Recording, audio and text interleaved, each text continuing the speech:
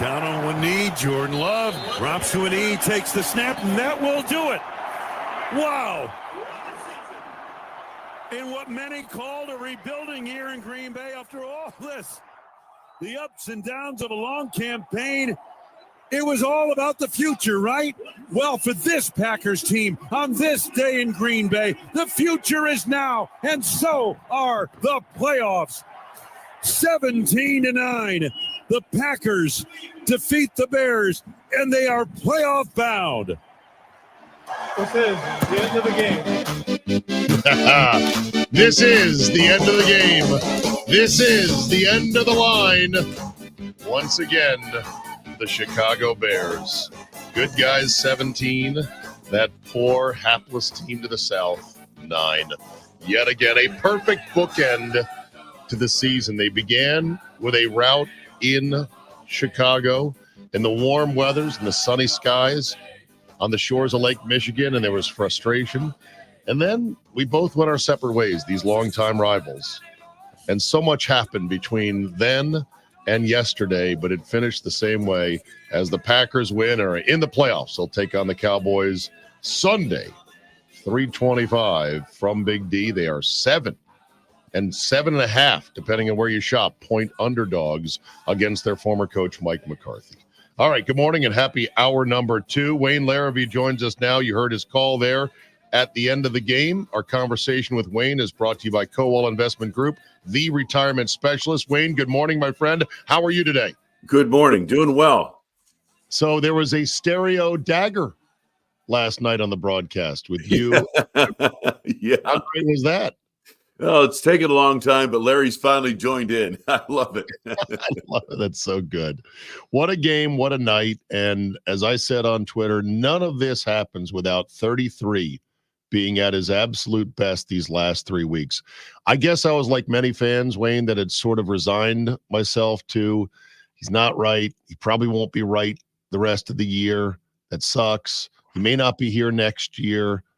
And man, what a tribute to a guy who is just all heart, Aaron Jones. You couldn't put it any better than that. All heart. And yes, when a running back is nearing 30 or is 30, and he goes through the period that Aaron Jones went through, you think the worst. You think, well, he's hit the wall, it's over. If that same running back went through the same type of thing at 23 or 24, you're saying, well, once we get him healthy, he's going to be great. But I love the way Showtime has turned back the clock these last 3 weeks. And you're exactly right. He's taken that offense to another level. I mean, against a very good Chicago defense, they had over 400 yards of offense on the board. And that running game is a big reason why. Yeah. And then there's Jordan Love. He missed 5 throws yesterday. 2 of those throws were almost touchdown passes. I'm trying to rack my brain for the other 3 misses. They really weren't bad. He had 1 pass that could have been picked off in the end zone, but was dropped. Otherwise, it was another game in which Jordan Love rarely put a ball in peril, Wayne, much less looked silly or out of sorts. This kid has got it. What is the most impressive thing to you about Jordan Love? Well, I think the accuracy that's gotten so much better these last few weeks, 84% completions. As you mentioned, 1 turnover-worthy play that I believe it was the rookie receiver Heath, who kind of broke it up in the end zone there. Stevenson had a good shot at it. But at any rate, no, I think his accuracy has been much better. He's making some incredible throws, too. Aaron Rodgers-like throws off his back foot, that kind of thing, back against the grain. Just really a dynamic quarterback these last 8 weeks of the season. Wayne, we've talked a lot about Joe Barry with you, and you stayed strong and said, "Hey, what he's doing is it's working. You got to give him a chance still." And you've had that, and they've produced the last 2 weeks. Talk about what they've done and what Joe Barry's done to put them in position to have success. Yeah, I thought yesterday was going to be their biggest challenge because Justin Fields can absolutely ruin a game all by himself. Their pass rush was disciplined. They got great pressure up through the A-gaps in that offensive line of the Bears, and I thought they did a great job of containing Fields. If you look at the numbers, I think he had 27 yards or something like that, and that's something you can live with. But the last few weeks, I think Joe's defense has kind of turned it around. against the run was the number one concern. It is the concern every time they take the field. But I thought they did a much better job of keeping contained, staying in their lanes, more disciplined defense we've seen the last few weeks. And then, the young guys in that secondary flying around. It was good to have Jair Alexander back, but Carrington Valentine competes every day. And then when you look at what they've done, and we've talked a lot about, Jordan Love, the play, but just talk about the progression, because we talked about that. There's been one bad game that Jordan's played, and that was in Las Vegas, where we all walked away saying this just was bad. But other than that, there hasn't been one of those. And it's just, to me, it's shocking that there hasn't been more of those games, being that he has, his first year as a starter here. Just talk about the progression throughout the year. Yeah, I thought he got off to a nice start. The win in Chicago, the 2-1 start. They had trouble finishing games. And I think it wasn't just Jordan. It was the team. It was the offense trying to learn how to finish a game. And it was painstaking. The 2 interceptions in Pittsburgh. Matt LaFleur said the other day he thought the turnaround for Jordan happened in Pittsburgh. And although he threw 2 interceptions down the stretch trying to pull that game out, he played very well that day. And I think they kind of took off from there. But, when we go back to the 4-game losing streak, it was a matter of the problem the front office had. And Gutekunst mentioned this. Brian Gutekunst, the general manager, said, we don't know about Jordan because we need people around him to play better than they're playing. And at that point, people started playing better. And then you got a true look at what Jordan Love could be. And I think he's taken off from there in these last 8 weeks. I mean, what is it, 19 touchdown passes, 1 interception to the last 8 games or something like that? I mean, that's an Aaron Rodgers kind of streak. Yeah. When we got to the stadium yesterday, we're, watching, we don't always know exactly who the inactives are because your phone's buried in all your stuff and you're talking to people and drinking.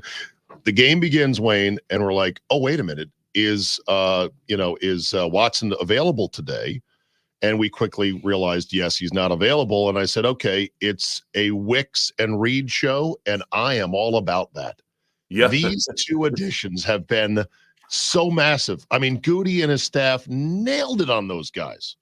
Oh, they really did. And not to mention that Bo Melton, whom they picked up last year from Seattle, and he never saw the light of day. They picked him up from Seattle last year. Good, quick little receiver, runs about a 4.3 40.